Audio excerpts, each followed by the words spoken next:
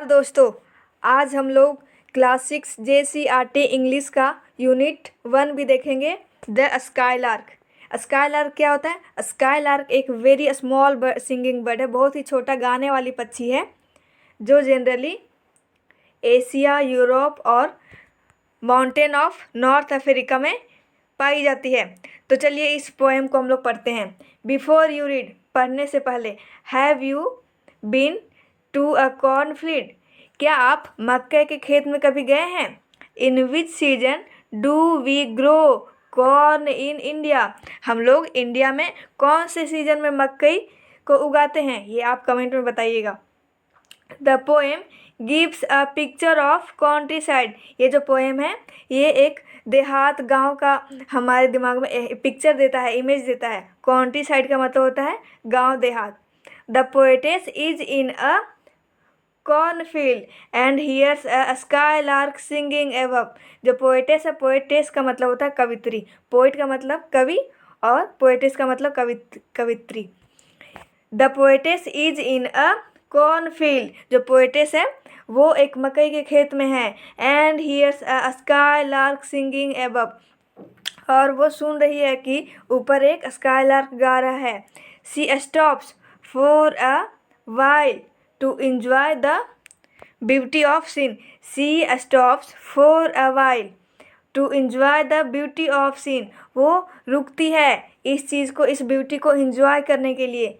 read the poem to find how the poetess describe the beauty of nature, अब poetess इस nature को कैसे describe की है, इस ब्यूटी को कैसे डिस्क्राइब की है, इसके लिए हम लोग को पोएम पढ़ना पड़ेगा। तो चलिए स्टार्ट करते हैं। The earth was green, the sky was blue, जो अर्थ है, जो पृथ्वी है वो हरा था और जो आसमान है वो ब्लू था। I saw and heard one sunny morn, morn का मतलब होता है मॉर्निंग। जैसे हम लोग अभी ब्रदर को शॉर्ट फॉर्म में ब्रो बोलते हैं ना, वैसा ही मॉर्निंग को शॉर्ट फॉर्म में मॉर्न बोलते हैं। तो I saw and heard one sunny morn, एक दिन सुबह मैं देखी और सुनी क्या?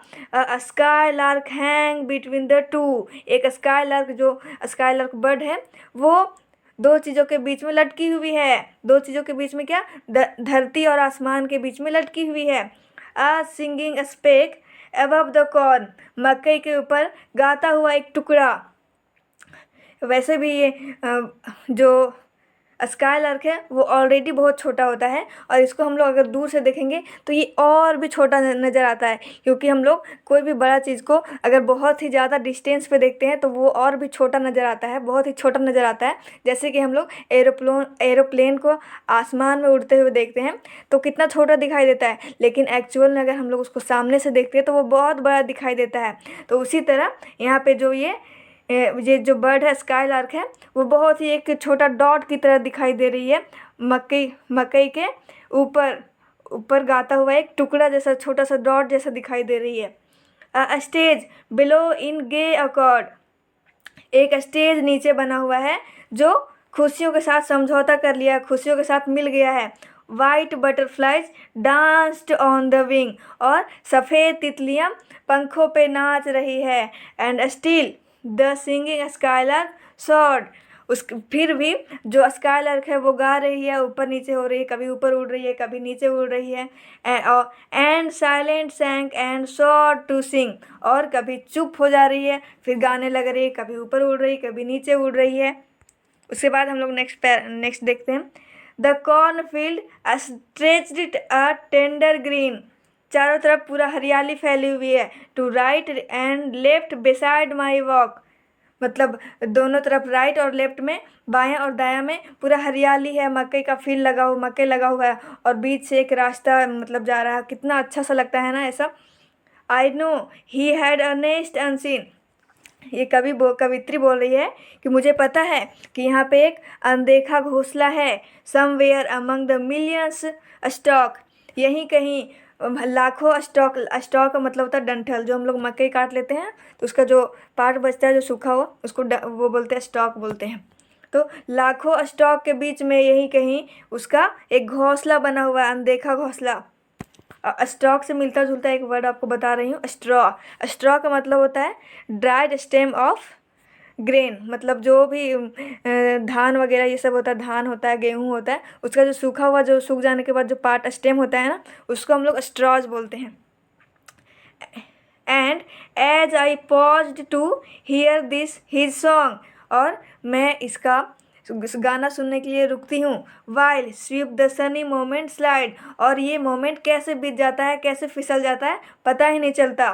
Perhaps his mate sat listening long, शायद उसका जो मेट है, उस जो स्काईलार्क का जो मेट है, हम लोग मेट हम लोग बोलते हैं ना, जैसे अगर हम किसी क्लास में पढ़ रहे हैं और मेरी दोस्त भी उसी क्लास में पढ़ रही है, तो हम लोग बोलते हैं ना मेरी क्लासमेट, मेरी दोस्त, या रूम में हम किसी के साथ में रह रहे हैं तो बोलते हैं ना रूममेट, तो यहाँ पे वैसा ही mate. Perhaps his mate sat listening long, शायद परहेप्स का मतलब होता है शायद, शायद जो उसका मेट है वो बहुत देर से सुन रहा है। And listen longer than I did, और वो शायद मुझसे भी ज़्यादा देर तक उसको सुन रहा है। तो ये पोम आई होप अच्छा लगा होगा। अब हम लोग थोड़ा सा पोएटिस के बारे में जान लेते हैं। Know the poet's. Christina Georgina Rossetti 1830 to 1894 was an English poetess who started writing at the young age of 12। जो ये जो द स्काईलार्क जो पोएम लिखी है वो है क्रिस्टिना जॉर्जिना रोसेटी, जो 12th के मतलब 12 साल की उम्र में ही लिखना स्टार्ट कर दी थी, मतलब अपना पैशन फॉलो करना स्टार्ट कर दी थी।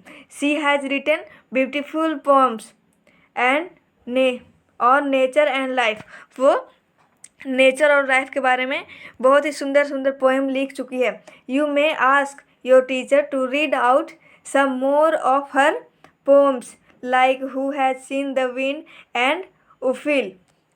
आप अपने टीचर को बोल सकते हैं, अगर आप कमेंट कर सकते हैं, मैं आपको बताऊंगी। अगर आप 10 कमेंट किए, अगर ये पोएटिस के और भी अलग अलग पोम को पढ़ाने के लिए अगर 10 कमेंट आएगा तो मैं इन्हीं पोएट का दूसरा ये वाला who has seen the wind poem लेके आऊँगी।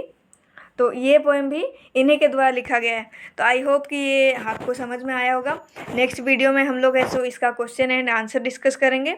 अगर आपको ये अच्छा लगा हो तो अपने दोस्तों को ज़रूर शेयर कीजिए। Thanks for watching.